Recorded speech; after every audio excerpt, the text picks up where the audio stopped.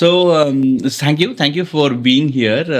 We today have the power sibling of Aarthi Scans, one of the biggest diagnostic center, and I would love for you to kind of just introduce yourselves a little bit before we get into the conversation. But so why don't Aarthi of the Aarthi Scans start? So thank you so much for inviting us. Hope we'll be having a good chit chat for an hour or so. Myself, Dr. Aarthi Govindarajan. I'm a chief radiologist by profession and also holds the position of executive director of Aarthi Scans and Labs. So I take care of predominantly the doctor recruitments, then quality reporting across all our branches, so standardized operating procedures, and also the accreditation part. Super. So I'm Dr. Arun Govindarajan. I'm Aarthi's brother. So I'm a radiologist also. I'm one of the executive directors of Aarthi Scans. In Aarthi Scans, I take care of slightly various different fields: IT, finance, and a part of operations also, and marketing. Super. So it's one of the interesting things. You're the second generation entrepreneurs in a way, right, for scaling Aarthi Scans. And Aarthi Scan was started. It was a great privilege, by the way, to meet your dad yesterday. And Mr. Govindarajan started it. An engineer started it, right? Probably he started at the similar age that I am now, right now. He was around 40. 25 years ago. 45. Yeah, 40. 45, right? 45. So very similar age that I am with, and he started at that time. He started with the name Aarthi Scans, and I was thinking about it. If I have to start something, I have a son and a daughter. Okay. Who's there? Ishan and Sara, right? Okay. If I have to start either Ishan Diagnostics or Sara Scans, there might be a beginning of Third World War because they both will fight why I am the one whose name is not being taken. So how did this start? Aarthi Scans started, and is it the typical daughter, the favorite of dad? That's how it started. How did it start? So my dad is actually a mechanical engineer by profession, and he completed his ME from Delhi University. And my mom is a gynecologist. So they started their journey of starting the hospital by around 85 or 85 to 87 that time in Kovilpatti. So that's our hometown, which is close to both their hometowns, basically central place for both their hometowns. So they want to start a hospital basically for my mother. So I'm the elder one, and usually in a southern part of India, they have a mindset whatever starts in the daughter's name or in a kind of any female name, it will flourish. Yeah, absolutely. So they have that mindset. So they wanted to start in the name actually. So they started Aarthi Hospital first. So around 87 to 88. So it's actually a 70 to 100 bedded hospital. It's a multi-specialty hospital. So mom takes care of the gynecology part as well as the general practice. And we do have other consultants comes to us for the different types of other specializations and consultations. So how did Aarthi Scans start? How did a diagnostic center started? And that also, how did your dad at that point, probably I would love that now to do something like that, but how did your dad from an engineering background wanted to start this and started this? Okay. So the hospital, so he was particularly taking care of the admin part of the hospital while my mom was practicing, looking at the cases, because they used to have a huge amount of cases, basically 120 to 140 deliveries a month. So it is a huge practice. So he used to take care of the admin part, and at the same time he was having his this bottle cap making company basically. So he was running that. So by the time around 1999 2000, both the things were going on simultaneously. So he wants to the hospital was picking up very nicely and it was doing good. So he wants to invest the money from the hospital in some other business. Oh, so see, he was already in healthcare in a way.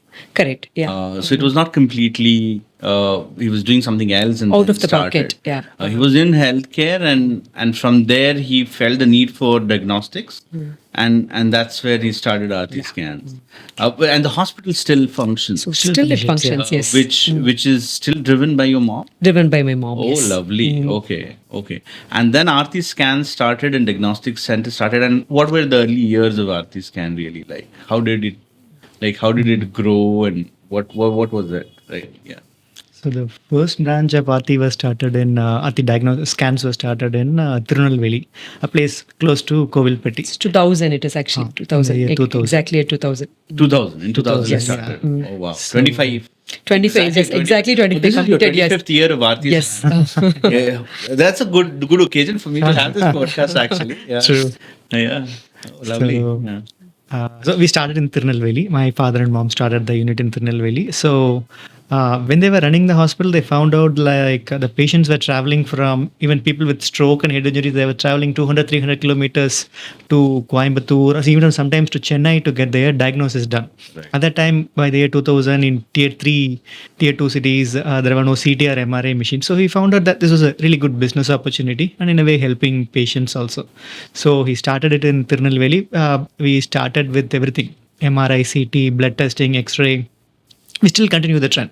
All our 75 branches have everything from MRI to blood tests and X-rays. So you always, and we'll come to the business model, of course, but you're saying you always start with everything, is it? Everything, You don't yes. have any hub kind of centers which are only CT or only X-ray or no, nothing We like that. do have collection points. that Collection we do centers are only- different in yeah. pathology. If there is That, radiology there, we'll have everything. There should be one-stop shop. If a patient comes It with is all under one roof. That makes easy for the patient too. Perfect. And we'll come to that. That's a big point of discussion of radiology, one shop as well as pathology. We'll come to that in more discussion. But first, little bit on how it. Yeah. So the early years. This is the one center. Yeah. How many years it was a one center So my company? father was into 2000 was the first center, and 2003 we started the sex center in Chennai. Chennai. Oh, that was quick. So in just 3 years, you started another center as well. So that center was doing so well that you would claw back. He was in early years of Aarthi Scans. My father was a little risk taking. He had high leverage, high debt, and the initial years of expansion were debt driven. So the initial years we started in Chennai, and we started 3 branches in the first 2 years in Chennai. Yes, 2003 to 2005, 3 branches was established. Yeah. Oh, lovely. So that's quite fast, actually. fast. So you had a pretty early, fast growth in Chennai in a sense. The 3 to 4 centers in the first 4 years. So Mr. Govindarajan were able to scale very quickly. And each center would be a reasonable investment considering there's a CT and an MR. Both being there. How was that managed? What was the initial days? And of course, probably Mr. Govindarajan would know much more about how he went through it. But what's your impressions? I'm sure he must be telling some stories about how it was the early years were. So I think my father would be the best person to answer it, because at that point in time, he was the only one who was managing the company. Right. Aarthi joined. I was in 2000 when the first center was started. I was in 10th standard, and I think probably he was in 7th or 8th. So when the first center started, you were in 10th already. I were in the 10th grade. So that's very impressionable age. In the Yeah. sense it started, so you were like involved in it to an extent in terms of what's happening. So what were those days? That's actually more interesting. I thought you were It's, even younger than that. Even more, I tell my son and daughter now, basically. So we have never spent a vacation or a holiday, basically. For example, if it is a 10th grade leave, summer holidays, or it is a even medical college first year holiday, we would be in a diagnostic center, basically. So in the opening of a diagnostic he would, center. he would plan a Really? schedule for us. Like, for example, you have to be in the X-ray, you have to be in the CT, you have to be in the MRI for those 15 days. So Did those impressions influence your education to a great extent? Was it a very big driving force behind doing radiologist, or was it more like dad said, "Nahi, nahi, yahi kar lo, they do this"? both of them. Both of them. Yeah. So that time, so it's not like nowadays. No, so our kids used to say no, I will not do it. So that's where not the option that time actually. So once they say then we have to. So but actually like it helps us a lot basically. So we were not shy speaking to the employees, and we are together basically, like though we were introduced to them earlier basically. Right. So now it is easy for us to move with them. So it always moved like a family. More like a family. You felt a sense of belonging very early for Aarthi Scans, and of course you had your name as well there. But even you, for example, was very exposed even at 7th, right? Yeah. So you were exposed. We were there for openings, welcoming the guests. So he used to tell us like you should give around 50 or 100 invitations for the opening ceremony, and he will tell us I will buy this. Oh, So that's like that. wow. So for the Vadapalli center opening in Chennai, so I distributed around 50 to 100 invitations to the main potential doctors in and around Vadapalli. So by the time itself, I was introduced to everyone. Everyone. So And now- also a bit of operations. What were your early memories of managing the center, and even before you became even a radiologist? What were the things that you learned that you probably wouldn't have if you were not exposed to this? No, the thing was like since it was easy to, so we know like from the scratch how it is done, Yeah. how the machine was transferred, how the thing was planned, everything. So it was easy for us to incorporate now basically. Yeah. And when I did post graduation, right, like I used to remember like that time it was darkroom technology for X-ray. Now then it was CR. So my colleagues would not have an idea about darkroom Yeah, technique exactly. basically. So I witnessed that actually. Yeah. So that was a journey. In a way, I wouldn't be wrong if I say radiology runs in your veins. Because that kind of, not just the radiology clinical aspect, but even the entire managing a center aspect.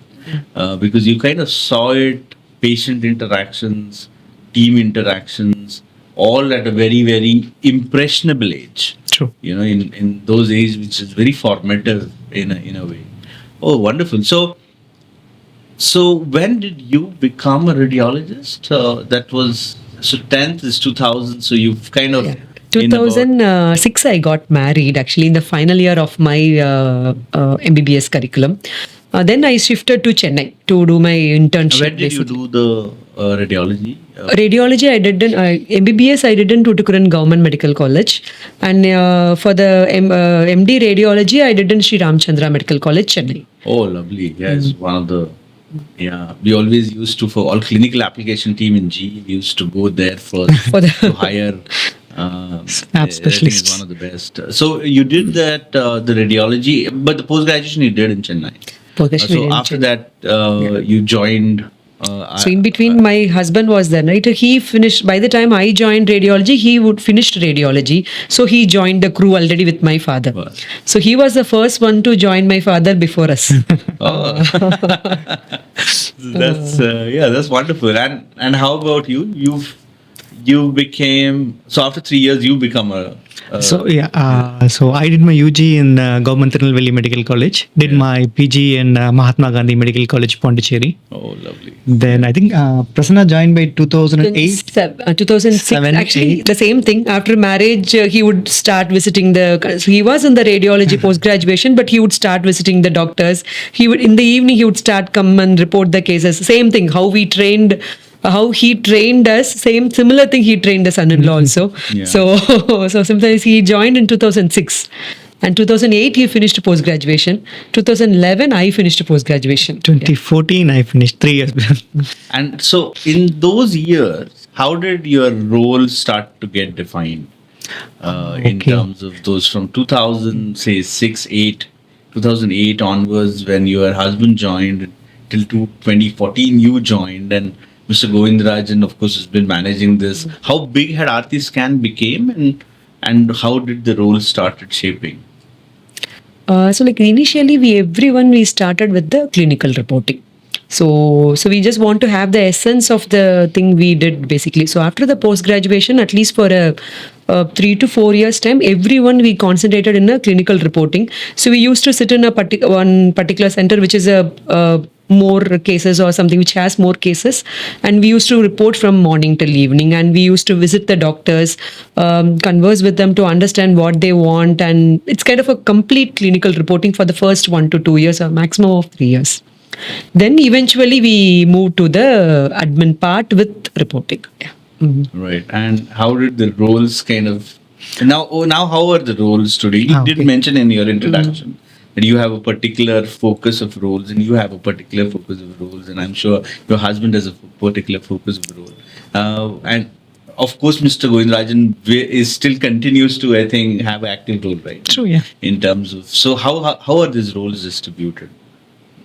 So initially, we used to split it geography. Aarthi has always been into, Aarthi is the chief radiologist always. So she's been into clinical reporting. Still, she does clinical reporting, does peer review, second opinion. So her role was sort of defined. Me and Prasanna, we initially had a geographical split.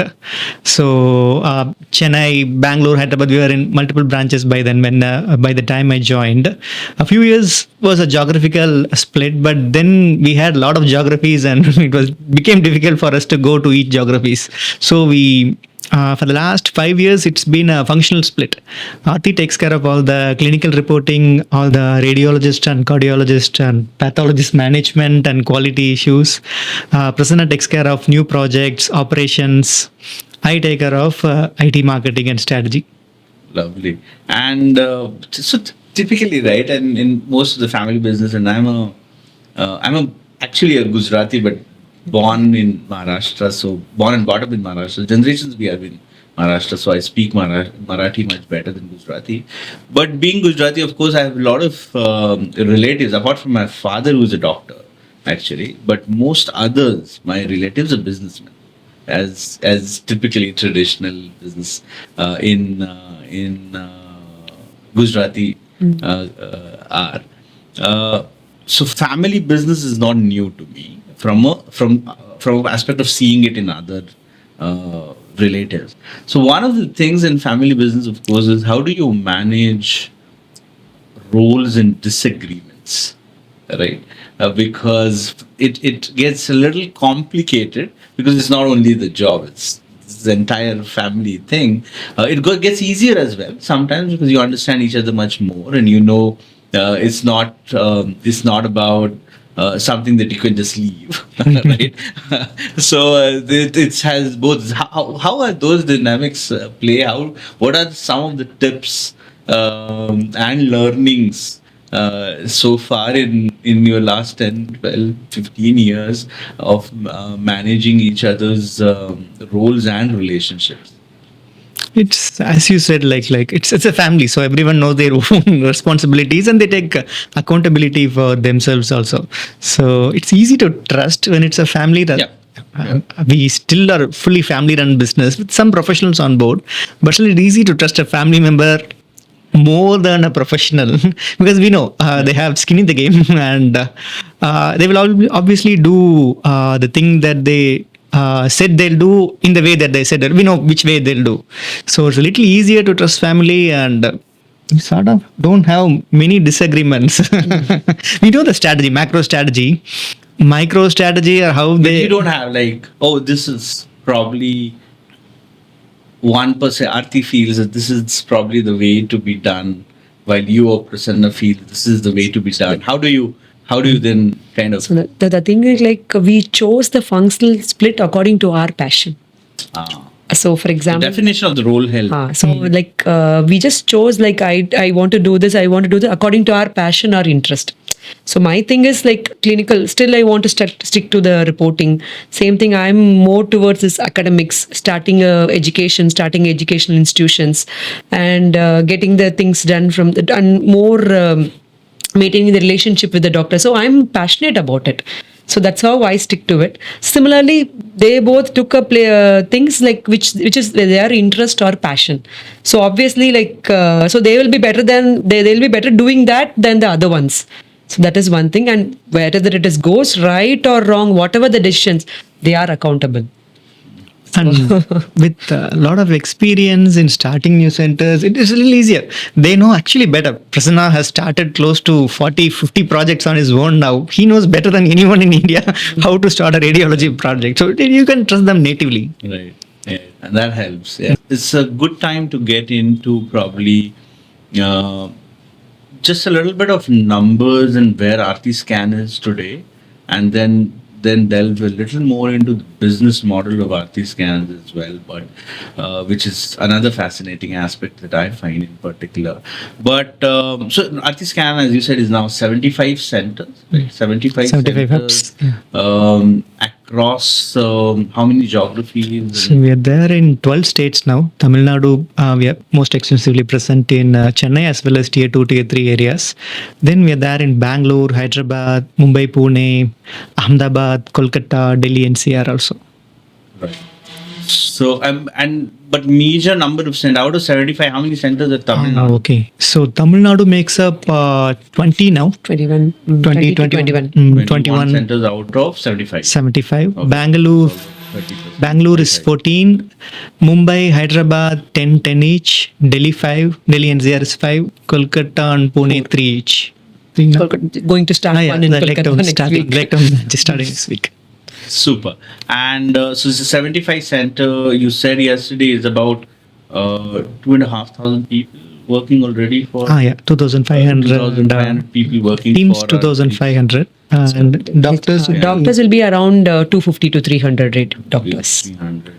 And it's what would be the revenue in terms of revenue size approximately of Aarti Scans now? So last year we closed at 305 crores, and we've been growing at a good CAGR of around 18% for the last 6-7 years. Oh wow, that's good. So 18% revenue growth for the last 5-6 years. Right. So I'm sure Mr. Govindarajan is very happy with this team that has happened in us. That's great. And how do you decide which? So growth still remains the main growth objective, right? still remains. And I'm sure profitability is as well. But main driver, strategic driver is growth. No, we would say growing with profitability has always been our mantra. So actually growing fast is really, really easy. Anyone with capital and access to resources can do it. No, but profitability, of course, yes. So growing fast is actually cheap, not expensive. Growing fast without being reckless is very expensive. Yes. So we've been growing at 10 centers every year for the last 3 or 4 years. So we have brisk pace, but we've been sort of limiting us to that particular number so as to consolidate operations, focus on all other stuff. Yeah. So that's interesting, right? And so your main driver for growth is geographic expansion, or how do you look at what are your main drivers of growth?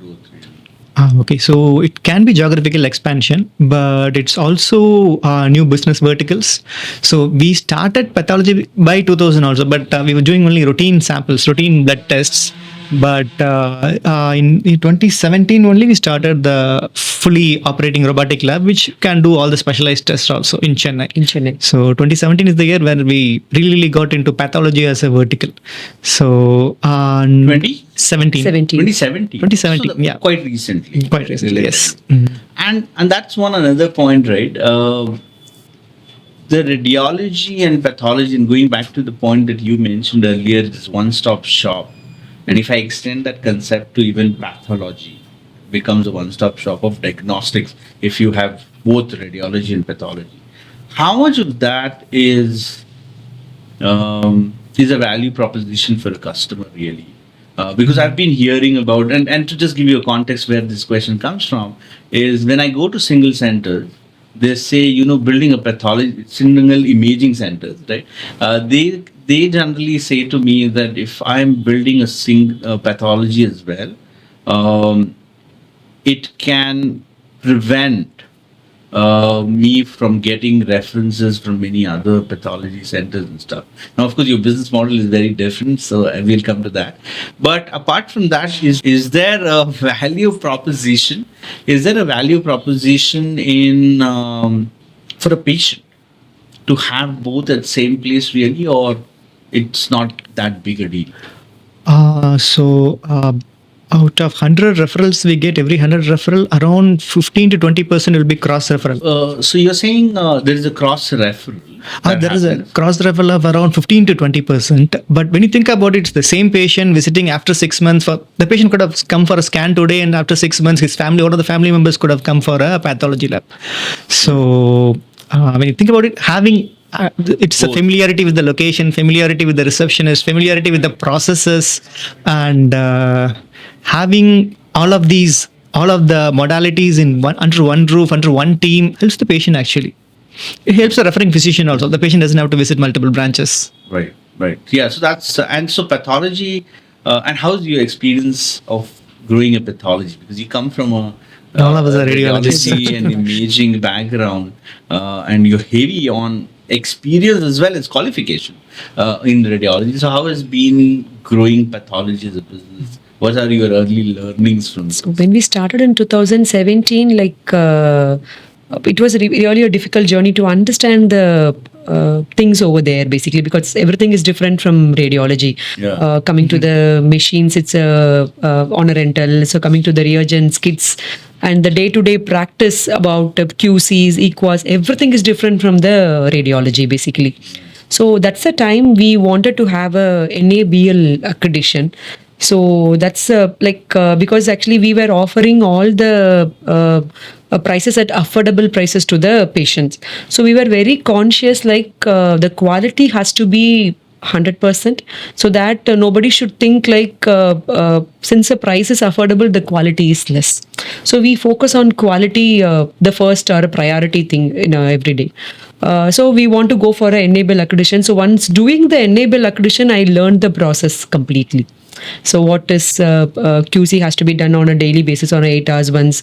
How about the external quality? So everything. So we went through the process and slowly we understand everything and we implemented that. Right. And pathology as a business also has been very accretive and good for the pathology is where the money is. Yeah. So it does help to have both radiology and pathology, even from a business angle. One is of course the clinical angle, but even from the business angle, it has been very fruitful for you. Yes. Your experience in terms of both path and radiology in India are a volume-driven game. So better to have volumes on each side contributing to the other side.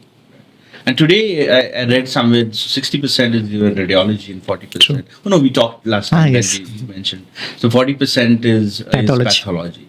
And if I look at the centers across, in my knowledge, of course it might be limited, but in my knowledge across the country, most of as big centers, and there are very few anyways, as big chains as Aarthi is, a lot of them are more pathology focused, right? And then added radiology.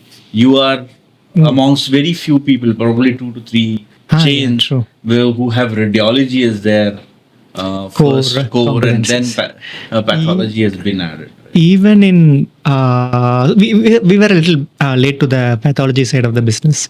So among our friends, Vijaya and Suraksha, both of them they are radiology. They are radiology focused players who started pathology later, but they've at present Vijaya has a 60-40 pathology to radiology ratio. Exactly. Yeah, and Suraksha has a close to 50-50, I guess. So if you look at Vijaya, of course, being a public company, I read their financials, and I actually have some shares as well. Everybody has shares in Vijaya. So if I look at it, you're right. It is pathology has now become more contributing to the pie than radiology is. And you made an interesting comment when I said pathology. You mentioned it's where the money is. If you had to start over all again, if there is someone who's watching this who's a 25-year or 28-year-old person who's interested in healthcare, would you start a pathology chain first, or radiology, or both, or how? What should an entrepreneur wanting to enter in 2025 now? In 2025, should radiology is at present the most more lucrative. It's where you can differentiate between.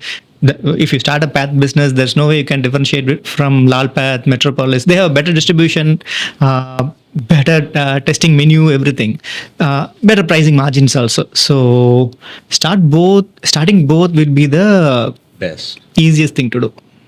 Oh, that's very great. It's a very interesting point you say. Last And I thing- kind of agree to. I have a similar opinion, though I don't want to be this my opinion, but I have a similar opinion that radiology helps you to differentiate more. Mm. But would you give a little more on what are those like what in radiology helps to differentiate?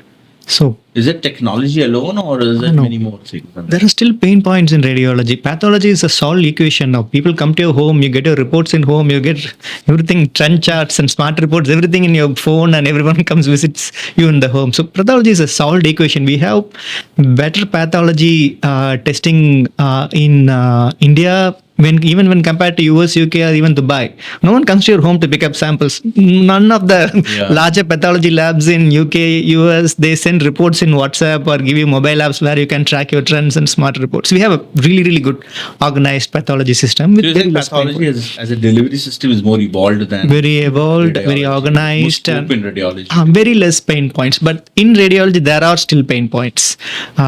You cannot get an appointment. Price transparency is still not there. You don't know who's your. This is still the doctor has to do the scan, so his availability needs to be there. Sometimes starting a diagnosis center has its own difficulties, like getting the AARB regulations, getting the PCP regulations, getting the local government trade license. So that has some difficulties. It's not easy to get everything in a proper way which we plan. So there are some delays, there are some difficulties. So there are few starting hiccups will be there. Right. So again, going back to your point, right? And so in the last 10 years, you have started pathology as a new vertical, and you have geographically expanded a lot as well, which has contributed what portion of growth? Okay, equal. Pathology, as we said, went from I think we were doing 400 samples to 4,000 samples in Chennai. So pathology has contributed equally, has been our geographical expansion. So Both have been almost equal. So these are the equal two big- drivers of growth. And how do you decide where to enter in geography? Okay. What is the is there some feasibility study you do, or you have a broad understanding of which markets to enter first over others? Okay, that's where a business model comes in. We are a direct to patient diagnostics company. Patients can directly book with us for the diagnostics tests, and we price every test in order to attract more people come to us. So for this business model to work, cities, metropolitan or cosmopolitan cities are the ones where this business model, direct to consumer, where people are aware of us and chooses happens. So for the last 10-15 years, most of our expansion has been in tier 1 metros: Chennai, Bangalore, Hyderabad, Mumbai, Delhi, Kolkata. So choice of where to open next always depends on the population, internet penetration, population density, the level of healthcare access, number of bigger hospitals. So these are the choice These drivers. factors you internally decide, or you, Yeah, internally decide. Yes. so you Micro kind of- location is difficult. City selection is actually easy. City selection is but easy. Even the micro location, Oh, you micro- take any. Micro location, the first 3 or 4 branches in a city is very easy. You go to the, let's say in The main the main diagnostic Where center, most of the diagnosis centers are, where, or where the healthcare market already more of exists. hospitals or more of clinics. But doesn't your model, and coming to your model, I think that's where we should spend time now, is your model, you've kind of disrupted the model in a way that you're directly going to patients and consumers in an industry where generally, for those who don't know about this industry, in this industry, is most of the business actually comes from referring doctors, like physicians and neurologists and orthopedics and all of them. But you went directly to the patient. When did this model emerge in your mind? Was Aarthi Scans from day one, or the D2C model, or it evolved? When was this really got traction in, and how is this business model working currently? So my father used to say that we have two customers, patients as well as doctors. True. So radiology, core being radiology, radiologists are usually a doctor's doctor. When a physician has a doubt, he refers to a radiologist scan to know what's happening inside the body. So doctors were our first customers, or still our first customers. But the real concentration towards direct to patient model happened somewhere around 2015 2016, where we thought we needed to differentiate ourselves. There was nothing differentiating us from many of the other radiology diagnostic chains out there in the city. So we wanted to differentiate and we wanted to put something new into the world. And at that time, this model seemed very, very attractive. No one was doing it across the world, actually. Yeah. So even in at present, only Very few people. very few. Us I think House of Diagnostics, MedPlus does this. MedPlus, House of Diagnostics in Delhi. House of Diagnostics in So, Delhi. very It's few. Still a smaller chain, but yes, it does. It's a bigger chain.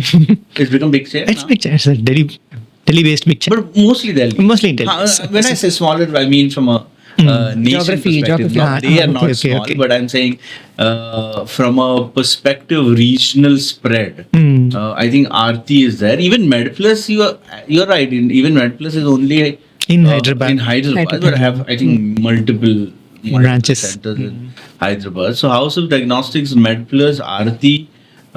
Who is the vice That's all. director? That's all. The list right? is that's, done. That's it, right? So There are very few smaller single center chains out there who are doing the same. which might be still very early. So yeah. So what made you start this? What made you believe in this model? And how does the economics of this model work? Okay, so to be frank, it was a little gutsy move from us, trying to cross the referral bridge and directly go to the patients. The initial 2 years, 2 to 3 years. 2 to So 3 years. 3 years was a difficult. First year I remember very well. I used to report in a place called Tirunelveli. So I used to do close to report 30-40 MRs per day in Tirunelveli. I started reporting 8 to 5 scans, 5 to 8 scans post the model change. First year our revenue degrew by 40%. Really? Yeah. Second year. That's exactly what I wanted to know. Actually, So we that's something, right? There's Yeah. some guts to kind of actually do that. And in my experience, is also is the loss of revenue, which is one has to really think about and manage.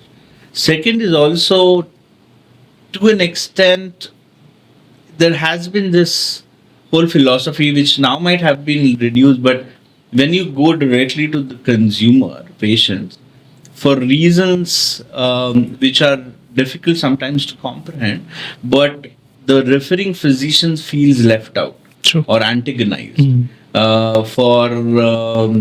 Why are you going directly?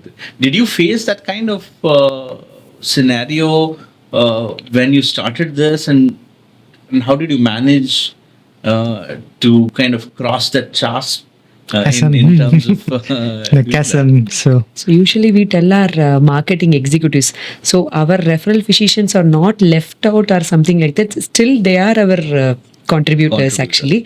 So when our marketing executive go and visit a consultant, referring physician, so they tell us like if you have around 10 to 12 patients, so you can send those 2-3 patients who they are very poor to afford, or they are at a lower socioeconomic status to afford for the diagnostics to us.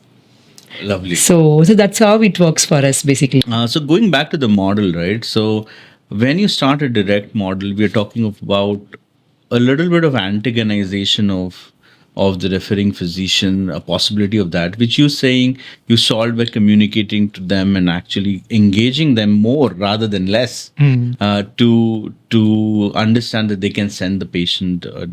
we had a common goal. Both of us wanted to do right by the patients. So once we explained the model and explained the direct to public nature of it, how the patients got benefited from it, the trust developed between us. Right. And when you lost that revenue, almost like a 40% loss in the first year, when you changed to this model, direct model, how did you react to that as a company, and what are the things that you did? What made you stay with that model? Tell us a little bit. And you were very active in that time. All of you were All of us were very, in the very business. active players by that time. So what were the discussions? What shaped your decisions? We had to constantly reassure ourselves that things will get better. So we had to reassure our employees also that the things will get better. We didn't let anyone go. We still persisted with our team. At times, our employees reassured that everything will get better and we are on a good way. This is an ethical way to run the business. So a lot of reassurance, and slowly by the year 1.5 to year 2, we started seeing that patients trusted us and doctors started trusting us. And how much There time was it took to get back those numbers? 1.5 to 2 years to the same revenue. It took 1.5 to 2 years. 2 years. And but tell me one thing. Profitability took 3-4 years, 3 years at least, for the same profitability to return. Right. And if I look at from a pure business lens, right, and I come from like management, look at say pure business lens, this is a fantastic model in terms of the philosophy behind it, the intent behind it, and in terms of values. That's fantastic. But if I look from a pure business play, all of this can be sustained only if the business comes back, right? I mean, even you wouldn't have been able to sustain it having the same values, but if the business just didn't come, you might have done something else probably. But it wouldn't have become Aarthi Scans of this scale, right? Now, for the business, I have like a simple philosophy in this is that the customer acquisition cost eventually has to be lesser than the reference fees. Did you discover that eventually happening, or?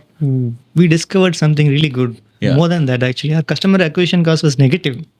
At that time, we were not spending that much on marketing, digital or even paper media. Actually, most of the patients that called us to book an appointment were referred by other patients. We were not spending anything and we were getting customers. So our customer acquisition cost was negative by year 1.5 to 2. Oh, so that's wonderful. That's 60, amazing, right? Yeah, still 60% of our calls we receive in our call center. When we ask them, how did you get to know about us? And we ask it for every call, they tell colleague referred us. That was my second family question. How does the customers discover you really?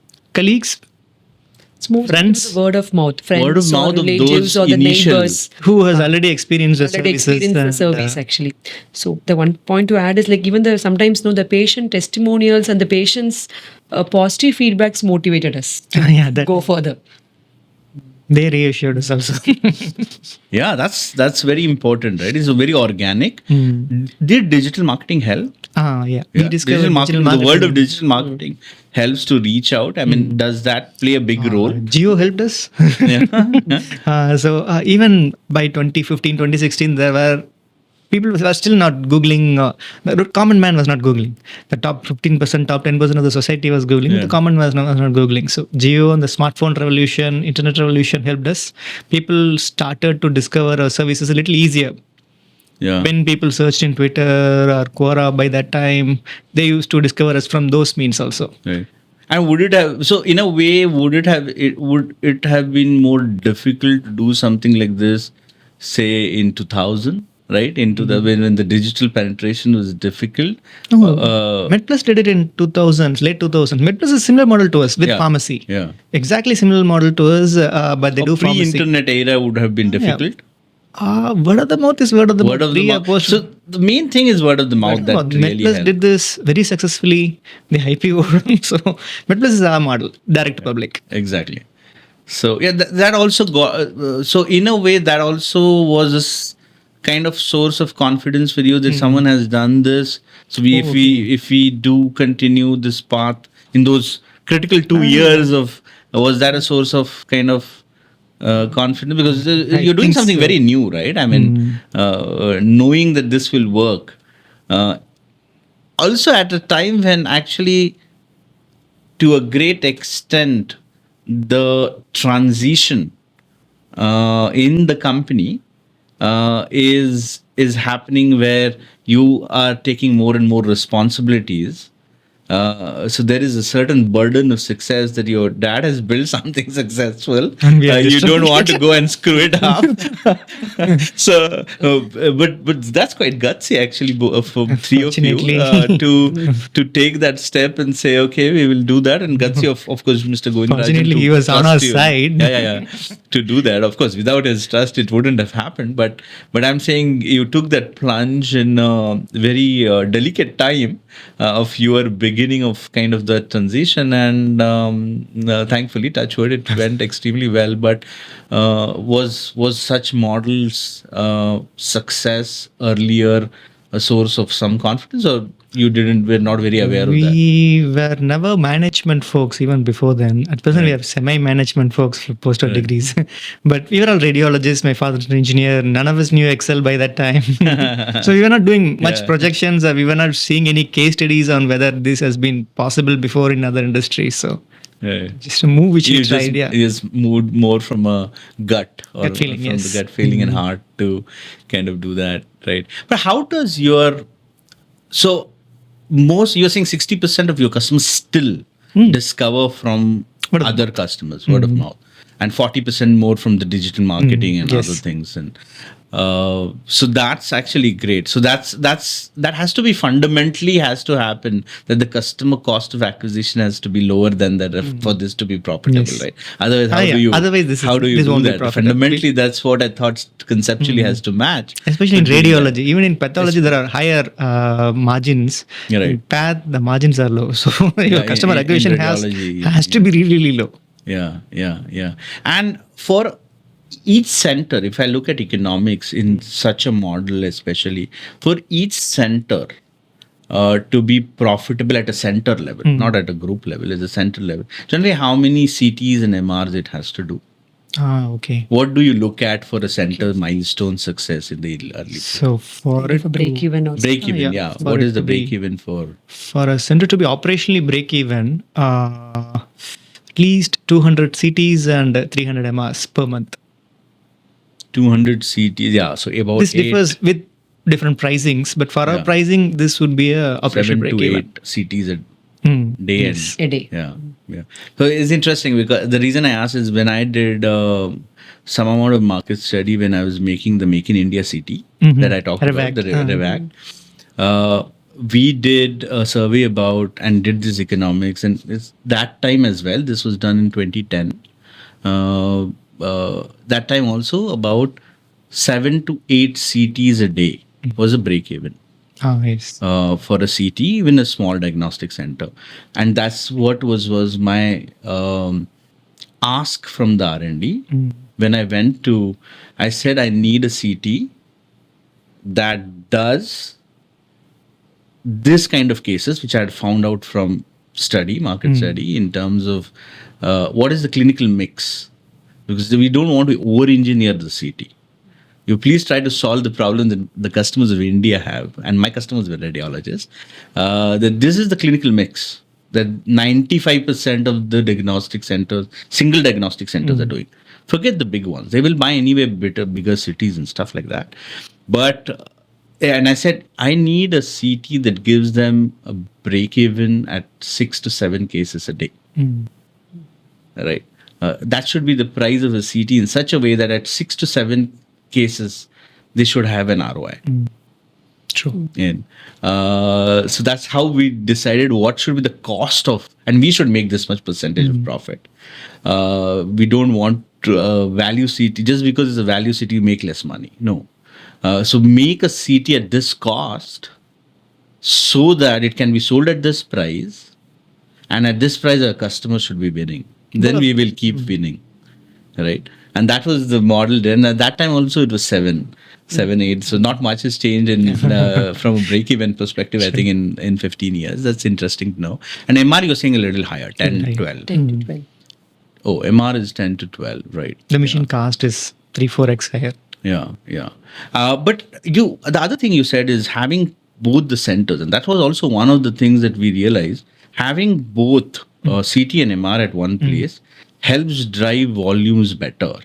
Is that Not because it's one-stop shop? People get more referred there. there are very less cross referrals which happen with CT and MRs. The idea behind having both CT and MRs in a center is for some patients who are coming for CT, an MR screening may be needed. For some patients who are coming for MR, let's say a joint with a fracture, a CT may be needed. So the referring clinicians even may not know that this patient would require both the CT and MR. It will be very difficult to convince the patient you should take two scans and pay to them separately. So, But at that time- currently, most of your cases, like what percentage of your cases are direct, and what still comes through some referring physicians? In Tamil Nadu, around 40-50% is still from referring physicians, referring cases to us. 50% is word of the mouth and direct walk-ins. In other cities, Bangalore, Hyderabad, it differs. 15%, 20%, Delhi it's 5%. So in your learning, is there something where you've realized that across different cities that you've launched, there are particular cities which respond better to direct marketing than not? Every city responds to direct marketing. In a very It's similar just way? it takes some years for the word of the mouth. Oh yes, it will. But I'm saying, is there any cities you have seen that option much quicker than others, or is there some flavor of the region or city there? That differs. I think Bangalore and Mumbai was Faster? direct marketing was a little bit faster, I guess. Even Hyderabad. Hyderabad. At a point of time, I think all of them look the same. All of them- Look the same. But initially, some might adopt faster, and probably Bombay might actually. That's Kolkata good. takes a little bit extra time. Kolkata. The To reach. change. And there is word of the mouth marketing with doctors also. So Right. that happens by year 2, year 3. When they know that we don't compromise on quality even though our prices are less, that needs to be repeatedly told to them by our professionals and as well as by their peers and other Yeah. doctors. Is that a marketing challenge? Because that is sometimes a marketing challenge. When you price something lower, people assume the quality is low. There is a perception challenge, yes. Yeah. How do you kind of manage? It's just through performance. They have to You go can't- through the scan, go through the report and see that it's the same scan being done in actually better machines now. We don't do any refurb machines. Yeah. And so patient ask it and we tell them that this is a new machine, new Siemens machine, new CT machine. The radiologists are experienced. We have to explain it again and again to every patient. Yeah. So initially, some might have a better adoption in some cities, but ultimately you're saying it goes back to that. But the price perception issue is something that you try to solve in a particular manner more, or you allow it to evolve on its own, like let people understand through quality. This happens more in radiology because in their lifetime a patient would take maybe 1 or hardly 2 scans. So each patient is a new patient in radiology. So we have to convince each patient. So the way we convince is we tell them that our machines are good, machines are new, machines are from Siemens, Germany, imported, no refurbs. The radiologist is good. The radiologist has been with us for the last 5-6 years. All your reports are double checked. We are NABH and NABL accredited. We have to constantly reassure the patients, tell them that we have to constantly prove our quality. That is And that's a very interesting part, right? And that must be kind of a big task for you, is when you are growing this number of centers, what do you do to kind of ensure that the clinical part of it, the radiology part of it, is maintained and uniformly here? Because here you don't have actually a lot of referring physicians to back you up. Here you are directly To the patient. to the patient. So even the onus of having higher quality is probably even notch higher than other centers, right? In a way. How do you kind of manage as you spread and scale? Is that a challenge, and how do you manage that challenge as you scale? So we just call it as like a one control center, something like that. So we have our main corporate office in Vadapalni, which you came yesterday. Yeah. So that is actually one control center or one remote control for all the hubs, basically. So that has, like, for example, coming to the acquisition of the images. So we have a centralized team here who monitors each and every X-ray, CT, MR, which is done in all the centers.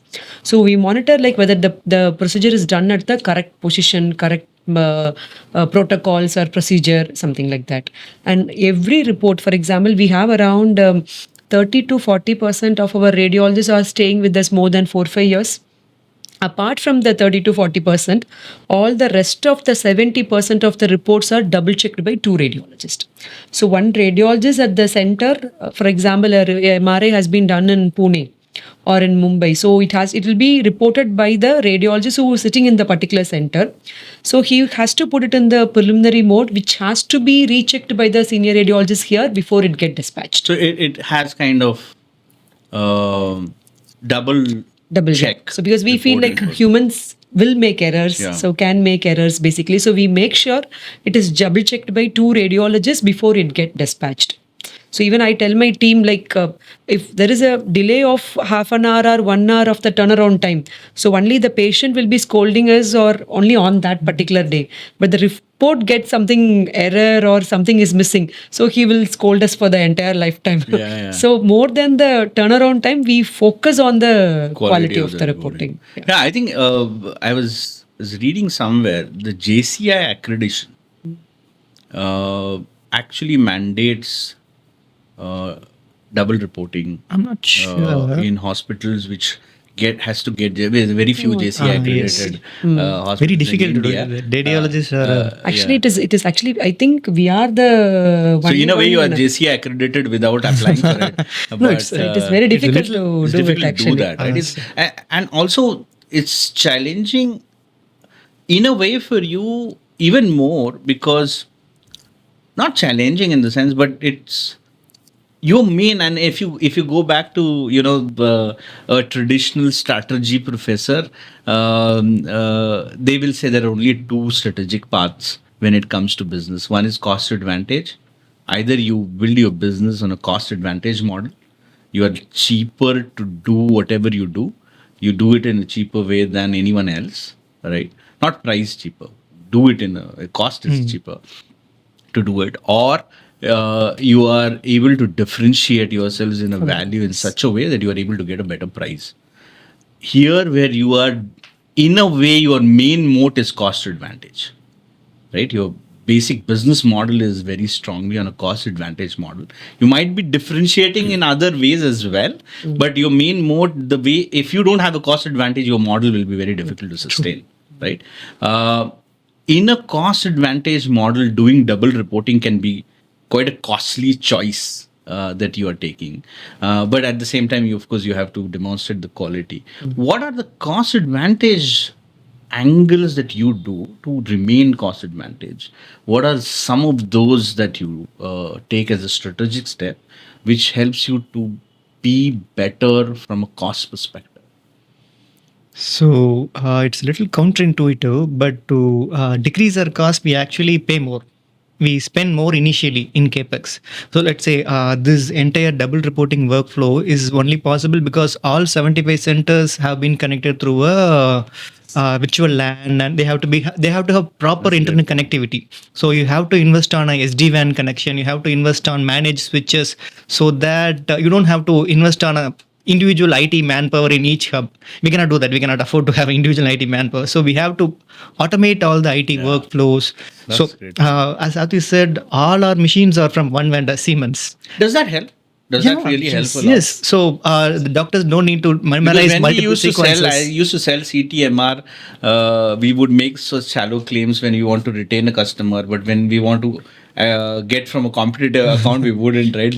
But how does it? Like, it will be very interesting to know how does it help a little more on So, by For by example, having the radiologists will not know which branch the images are from. Everything looks the same for them. because the protocols are standardized. So every vendor machine will be having some kind of artifacts basically. So that artifacts are particular to that particular machines. So if they are used to it, so they know this is an artifact, this is a pathology. So when they are used to one particular type of vendor, it is easy for them to report the images in a productive manner. Basically, that is one. And most of them they the don't know familiarity of the reporting. similarity of the images, similarity of the reporting, the sequences, the protocols, they are used to very much basically. Second thing, we can switch the technologies between centers. If the other senior technologist in one of branches on a leave or something like that, we can switch the technologies from this center to the other center.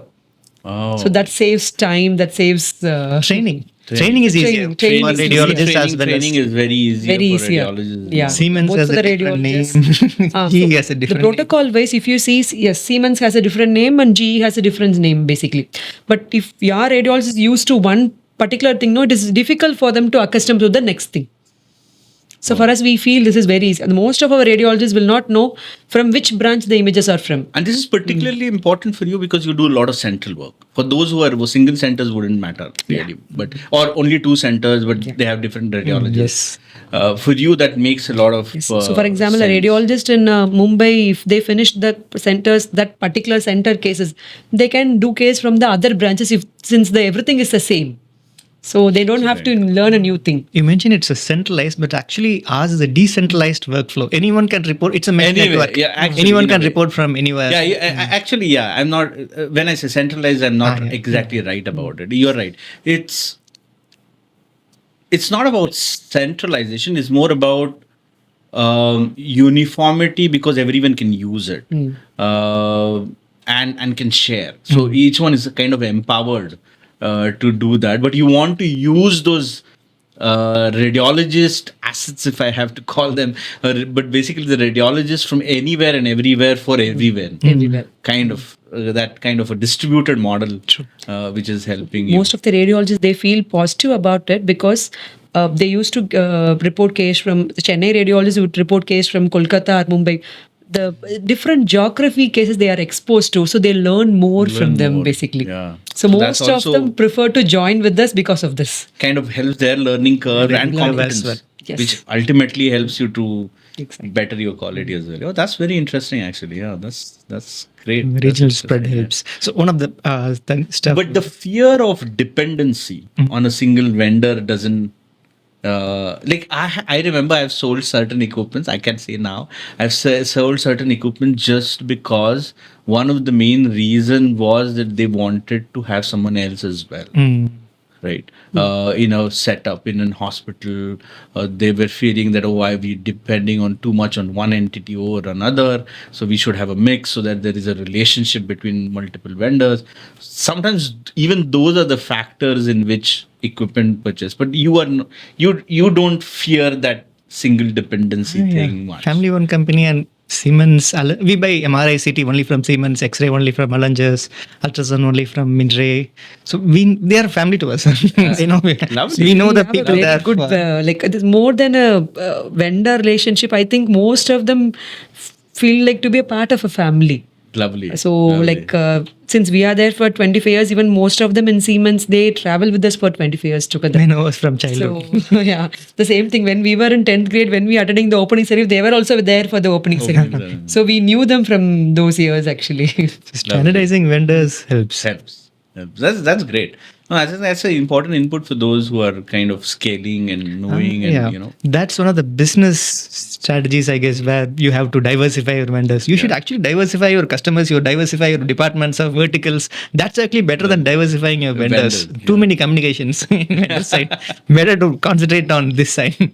Customers. That's great. That's a great insight actually. And so there are certain things that I was very keen on knowing before we move to future of Aarthi Scans as well as future of radiology and diagnostics in general, not just radiology. You're now a full-fledged diagnostic player. We'll move to that topic and of course one of AI. Of course, no podcast is complete in radiology or diagnostics without AI. But before that, because of your direct model, which still is one of the pivoting points of your you would have a better understanding than most, and that's why I'm greedy to know about is what are the factors on which, apart from price, on which the patients select a center? Because that's not many would know. You know what are the factors. I know very well what are the factors that refer. I've done a study actually recently for someone. I know what are the factors a referring physician decides on when referring to a center. Patient to a center. And see, people over I think give over importance to price or fees and things like that. Those are hygiene, right? Everyone does. There are always other factors which are always in play for selecting one over another. So what are some of your learnings that patient looks at when they select a center or decide a center? It's always price, quality, and convenience. Convenience is easy to decide. Put it in Google Maps, see whether we are. So you were saying convenience. Of course, price is one, and then Definitely quality. quality of the reporting. But when it comes to say how do they look at, like, how do they measure that convenience? Is one is of course proximity. To the Proximity. residents. Then your location becomes very important, right? With Google Maps, actually, you don't have to be in main streets. Of course, being in main streets help, but location in that. But no, I mean location. Do you need to be closer to where they stay? We need to be where the rents are lower. Cost advantage is important. Yeah. Yes, of course. Yeah. Where the rents are lower and where it's a closer part to their home. We cannot be away from the city. For a patient with back pain, he cannot travel 40 minutes to reach us. It's a mix of both. It's a mix It needs to be close as well as it has to be a low rental area. Right. And there are choices if you go look at that. Right. But these are the main yes. factors. There's nothing. The customer chooses us someone with a good risk profile. Whether the product is not shitty, whether a service is not shitty, that's the main focus for them. How do you know that? They can know from Google reviews. They can ask friends or relatives whether you've already tested there, whether any family member has tested there. People ask a lot about their diagnostics in Quora, Reddit, Twitter, Yeah. and other people help them actually. Yeah. Yeah. No, it's interesting. Yeah, that's a new new age world, right? In the sense how people decide Yes. things are very different than what probably they decided in 2000 or even before that, right? So, and so going to really the future trends in terms of what are some of the big future trends in diagnostics according to you? So if you have to, like, we have to put a bet of say 10 lakh rupees on saying that in next 5 years this are the big things that will change according to you in diagnostics, and few things that will not change. What would those be?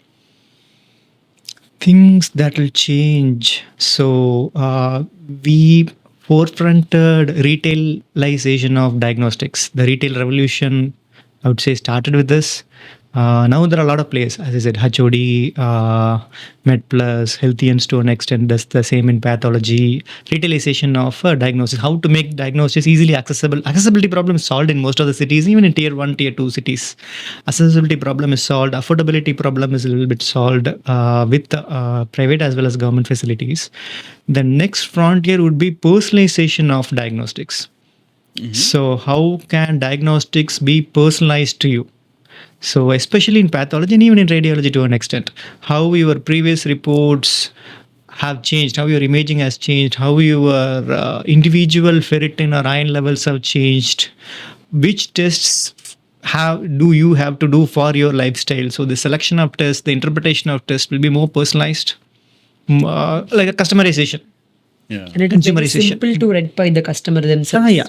Like You say that. So consumerization. a lot of consumerism is on. Consumerization of Actually, radiology a and CT MR pathology. report will not be read by, they will not understand, the patients themselves, they will not understand the CT and MR reports. And most of the lab reports or something like that, they will not be able to interpret it. When we give smart reports, which makes them very easy to understand, so they can put it into use and they can change the lifestyle accordingly. So tell me a little more on this smart reports. What happens in this? How is a smart report different than a normal report? So, Yeah. So for pathology, we've developed a smart report which says which gives a health score, so that they can keep track on a single number, single index number they can track on when the next time they come for the checkup, and all the parameters like what is a lymphocyte, how does this elevated lymphocyte impact you, what are the symptoms he feels. Let's say it says dizziness or something which he relates to. How does that particular parameter increasing relates to you as an individual? What can you do to change it? For every parameter, just giving this is a smart report. What do you need to do? Check up on after 6 months. These are all algorithm driven ones. So this is mostly you've set algorithms to identify explain us, conditions and put some description about it which is easy for the patient to. Yeah, that's So the routine report has lymphocytes, EDTA sample tested by so and so. yeah, it's a method. This is the very value. doctor language, Ah, right? very It's, doctor language. which you kind of convert and make it easier for Making it easy for them to the understand. patients to Focusing on stuff, they cannot read 15, 20 pages of a report. The report needs to be 4 pages, but all these needs to be conveyed to them in those 4 pages. So, for example, I took a DEXA scan some 1 or 2 years back in our own center. So that time it will be like a numerical regular DEXA scan report. So now we have developed that smart report. So I can able to see that's a huge difference even being a doctor. So now the smart report says like this your muscle mass is so much, which is compared to your age group in a healthy individual. This is okay. You are better. You are nominal or you are less. So it's easy for me to interpret it and understand that basically. So and then what I have to do to improve it to the healthy individual level. right. Something like that. Right. Oh, lovely. Yeah. So one, you're saying consumerism is increasing, and kind of this to an extent is a result of that, right? And the second you're saying is personalization is Both are on same, the right? rise. Yeah, both are similar, but probably personalization also means you will need to have more individual data and ability to process it to make it more. The more the than data, the better it consumerism for- is a little bigger game, while personalization has more clinical Correct. implications as well, and things like that. So these are the couple of big trends. What else do you feel? Automation. Automation. Automation in pathology and radiology. Automation can be used for quality checks as well. You're developing a radiology LLM which will proofread all the radiology reports. It will compare them with previous reports. It will compare it with the name, age, gender, and stuff. And it will throw suggestions as well as whatever artifacts are there in the report. So all our reports will be double read by AI now. Yeah, Everything. and X-ray, we'll come to that. ultrasound. That's very interesting part as well. So you're seeing automation, and of course AI penetration will increase a lot. So that's another big trend. What will not change? You don't see it changing much. People now. expecting good quality at affordable cost will not change. It's a Amazon runs this business. Yeah, exactly. And in a way, you're building your business for those two things, right? And it's quality and affordability. Everything. The way we choose our machines should to not way we change. design our centers, everything is designed to run in the long run. Jeff Bezos famously said that, right? Said, build your business on Things which do not change. things which do not change, not on things that change. So yeah, so that's an interesting part. Now, do you see when I say, and I have to ask this because I come from tech and modalities and used to, of course, lead CT and MR and stuff like that. How do you see the modalities playing out and the tech advances in modalities playing out? And how do you see from your clinical aspect, right? Especially the role of CT, MR, ultrasound changing in radiology, especially, and I might not have the same depth of pathology to ask, but similar things if there are happening in pathology. What are those? How are those shaping it, or those are very stable and constant? What's your view? So coming to the machinery ways, like now the ultrasounds are coming with good number of AI solutions, which actually helps radiologists to finish the study earlier very easily, basically, and took very less time for them. For example, if they take one for doing a obstetric patient or a pregnant patient, so if they take one single image, it gives us the other 4 or 5 images according to it, basically. So it saves time for the radiologist actually. So they're making the machine very, very user friendly and comfortable to use. So then it makes a job easy for them. So that's one thing. And coming to the CTMR, there are lots of post-processing softwares have come up, even for the angiograms, even for the cartilage mapping, and for the MR breast that's curves, everything. So it gives us even more. The radiologists have their hands to work on even more on that actually. So it's useful for both for the radiologists as well as for the patients. So if I'm like the ambassador for the tech world, and I can go back to and talk to my GE and Philips and Siemens and all of those folks, and have to say that if you do this, it will really help Aarthi Scan and people like Aarthi Scan from a tech perspective. What would those be? like couple of things that really would help uh, in from a technology perspective, if those were possible, say in a CT or in an MR or an ultrasound, what would those wish be? Source in India, make it cheaper. Yeah, yeah, no, So, that's one. I think that's already a trend happening, right? Um, the Make in India CT was followed by Make in India CT, of course, by Siemens as well. Then now there is a cath company in India, right? There is a Make in India cath. Then there's more and more Make in India that I see happening in India by the MNCs as well as by entrepreneurs who've entered this medtech space in India. So one, I see that happening, and I'm sure that will help a lot from the quality affordability angle and reaching volume. What else? CT and MR both are at present mature systems. For the last 15 years, there has not been a significant incremental upgrade in CT and MR. Yeah, I agree. And one of the things why it doesn't increase is already radiologists are not able to see all the data it throws at us. The data is more detailed that AI can actually help a radiologist complete better. So I'm not seeing anything. They can obviously help in deciding critical. Multiple use cases are there with having an onboard AI system in the MR machine itself. That will be helpful. But apart from that, technology wise, I think both are mature. Both of them are throwing images which are eye catching. But tell me one thing. Do you see in the trends when we talked about, right? And one of the trend that I have been trying to follow a little more, probably in 3 months I'll have much better idea of it. But do you feel there's a rise in preventive screening overall, where even imaging is playing a big role? Yes, obviously. Yeah. Ever since COVID, there has been a fastest growing vertical, preventive health checkups. They grow faster than CT MRI.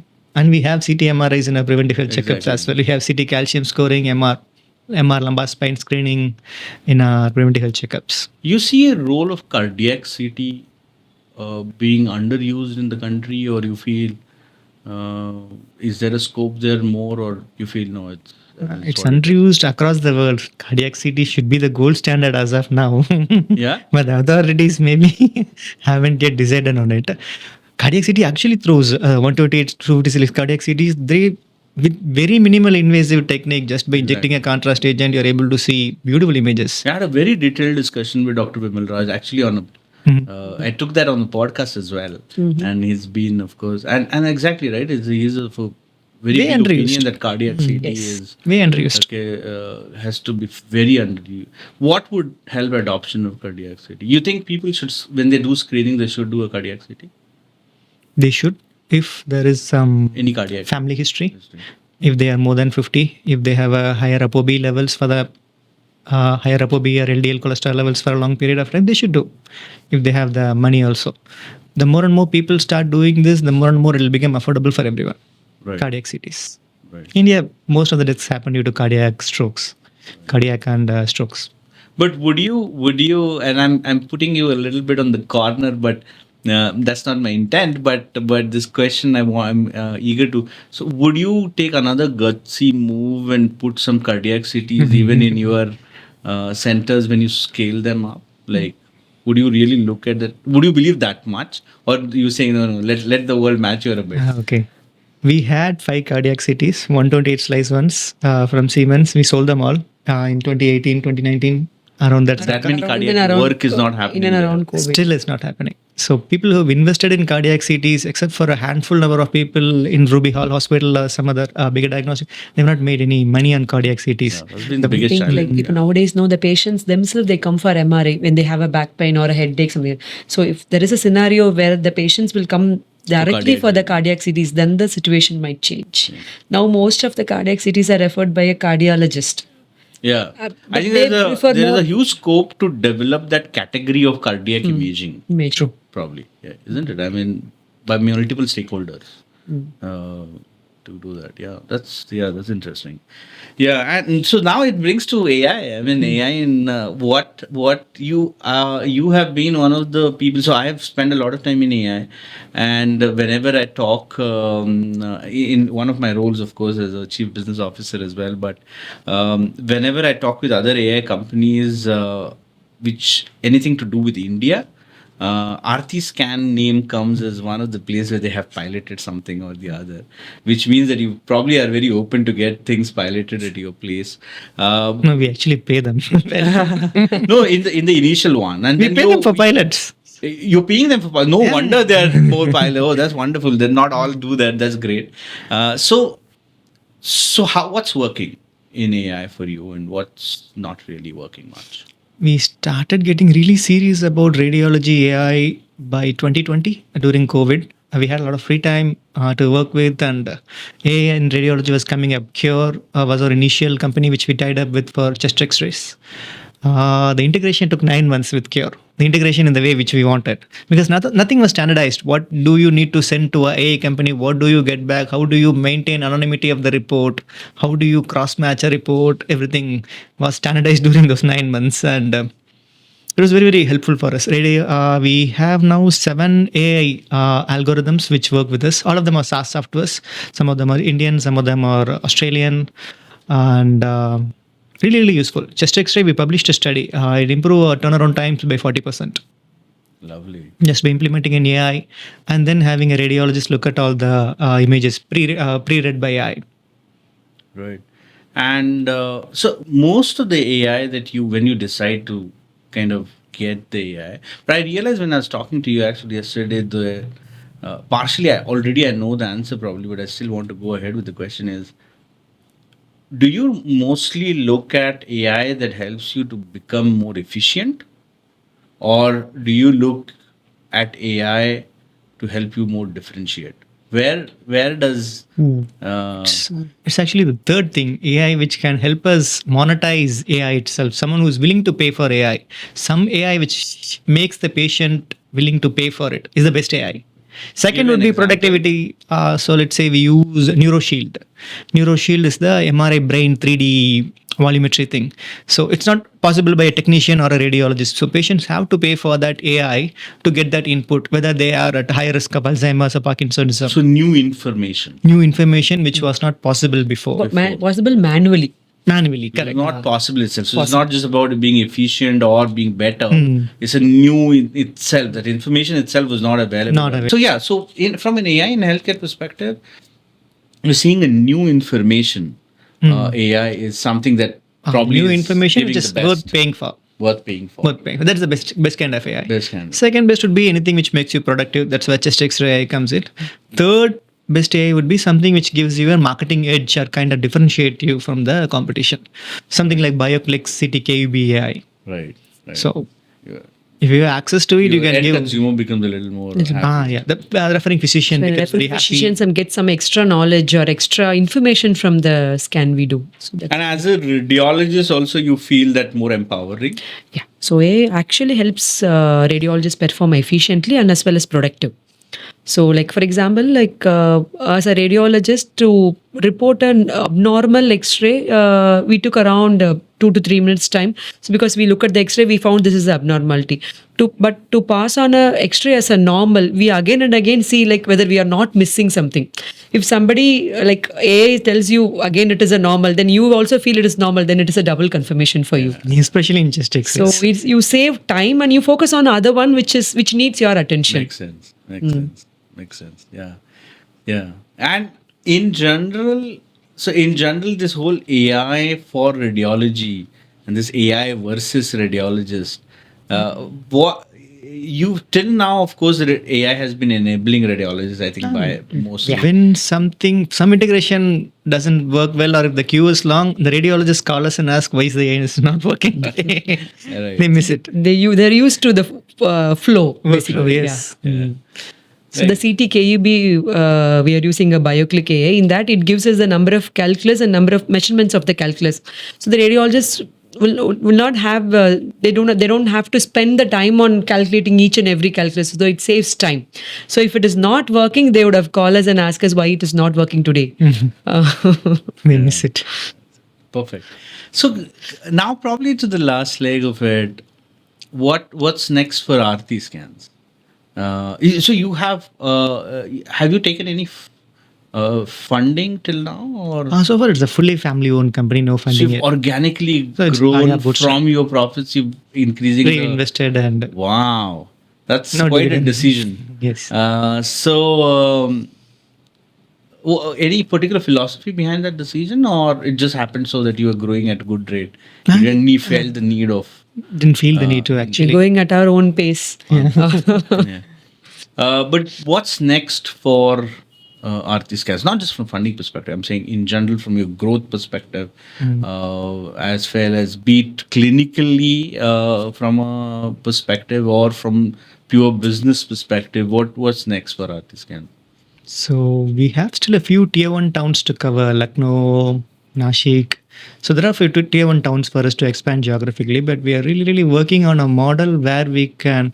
Our model still is not very sustainable or profitable in tier two, tier three cities. It's not? Not that much successful or profitable. We are there in a few tier two, tier three cities in Tamil Nadu. One of some of our earlier ventures, not very profitable when compared Why to is Chennai. that? One Chennai has a hub and spoke thing. So we have one processing lab for the entirety of Chennai. 14 centers can feed on that one processing lab. Same doesn't happen in tier one cities. It's one From a center. path angle. Path angle. Path. That is one of the team wise also. We can have one good operation manager managing all these centers with good front office managers. But there you have to have a separate team. That Does is it matter different. in the imaging? Also, that is difficult. This model for tier two, In customer acquisition, it is difficult. it's a little difficult in tier one, tier two, and tier three. But wouldn't the word of mouth actually be easier? in Happens, tier two? but the word of the doctor matters more than the word of the mouth in tier two, tier three. So yeah, it's the name of the game. So we are working out a model where it can work in tier two cities also. We have to find out a model. So we still. So that's we your still haven't next- find out. One of the next challenges to solve is how do you expand in tier two? Right? How do we And do that? How do you do that? And so that's one. What else? The demographics which come to us are now predominantly about 35. The ones who get sick are about 35. Yeah. So we're trying to work on a vertical in which we can attract the below 35 demographic. So we're working on a diagnostics for fitness.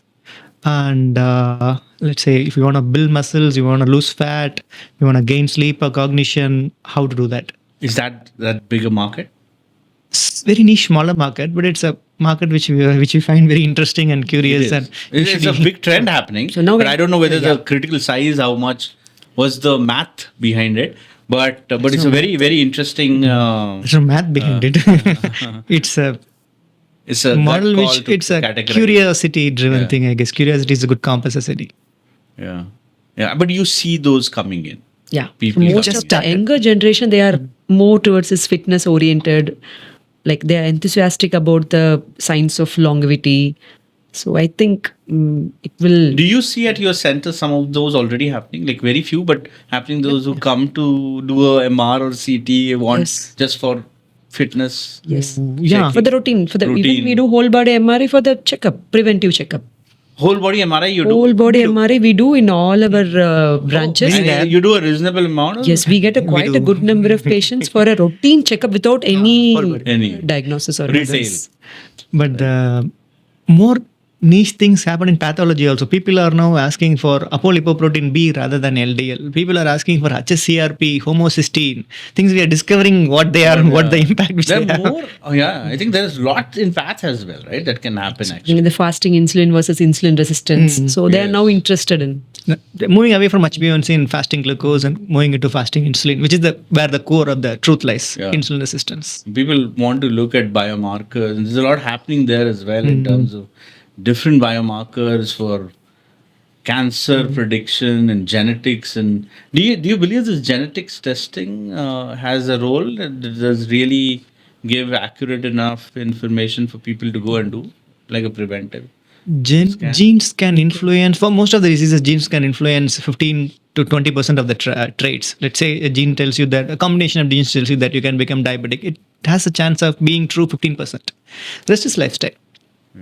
But there are a few genes which really are accurate for, like ApoE gene for Alzheimer's, or let's say FOX4, or some cancer genes which can directly imply for, like for breast cancer, BRCA gene. So they are very, there are a few genes which are very accurate. You should do them if you want to do them, if you have a history of that. Yeah. But there are a lot of other genes like hunger pangs, coffee addiction, muscle building genes. Those are 10 to 15% accurate. Okay, great. So you're saying one is the tier 2 model in geographic expansion is the next frontier for Aarthi Scans. Second is this new vertical you're experimenting with, is the fitness testing, right? These are the ones that you probably in the next 3-5 years want to kind of focus on. Yeah. We'll be coming up with the fitness. We're launching the fitness vertical next week in Bangalore. Oh, lovely. So it'll be, you can measure your strength of individual muscles. You can measure the reaction time of your individual muscles and group of muscles. Is that mostly a path play or a No, it's both? there is a bit of path in it, but it's more of functional testing. Muscle testing, not just muscle volume through MR. We can actually measure the amount of pascals or wattage your muscles exert, so that you can measure what is your bicep strength exactly. Rather than telling I can bench 105 kgs, you can that tell. Can actually in certain groups can be very I can imagine there's certain groups who want to know that. Very right? addictive, yeah. Yeah. They are like, especially the fitness. We frequently do this. Crazy is not the word I want to use, but yeah, fitness. Being focused. fitness crazy is okay. It's a good thing to be crazy about. Good to be crazy about it. So and there is an increasing number of people who are becoming more conscious about fitness and how they measure against it, and measurement helps them to drive it even better. Anything you measure can be Anything measured really becomes better, right? And so this would be very interesting to follow. So we'll be doing VO2 max, DEXA, anything with fitness where you can measure yourself and improve on it. We give insights on that also. Lovely. And it also delves probably to the last question in terms of one of the mega trends I believe personally that we are seeing.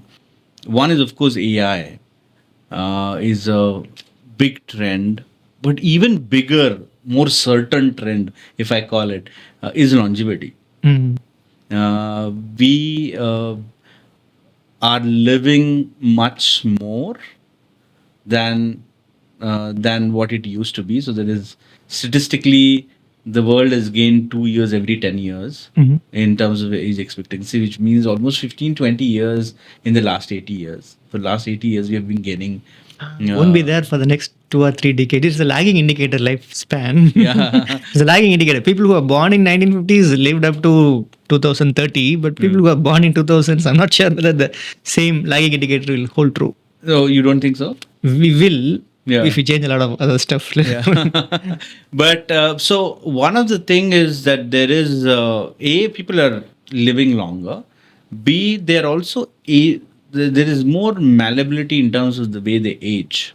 So there is more age diversity. So it's not like they are adding 10 years at the end of the spectrum. They are adding probably in the middle, in the sense the 60s and 70s are getting expanded because they're getting better, and there is a diversity, of course, based on the human choices that you do. But still, there are a lot of people in 60s and 70s which are much more better and fitter than what it used to be. Do you see this mega trend impacting business model and opportunities that it can bring into the business of imaging and path? Talk about a lifetime value of a customer. If you impress a customer, the lifetime value is now close to infinite. Yeah. So the one is the customer loyalty will have an even bigger role to play. Bigger role to play. The businesses have to concentrate on the really long term. Not even in 2 decades. It's 4 decades, 5 decades. How you hold on to a customer? How do you hold on to a patient's data for a customer's data, not even a patient? These are healthy people. How do you hold on to a customer's data for 4-5 decades without it losing its essence? Wow, that's an excellent point. So great. Best luck for your new fitness. I think that's a great idea.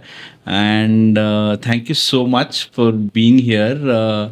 Any last bit of advice by both of you to if people who are transitioning into entrepreneurial role, especially in family business or otherwise in healthcare? I think we'll have that, and that's it. Thank you so much for your time and your effort. Thank you. Pleasure to be here. It was really, really fun and jovial conversation. So the Thank you last so much. It was fun to have you. Absolutely. Thanks.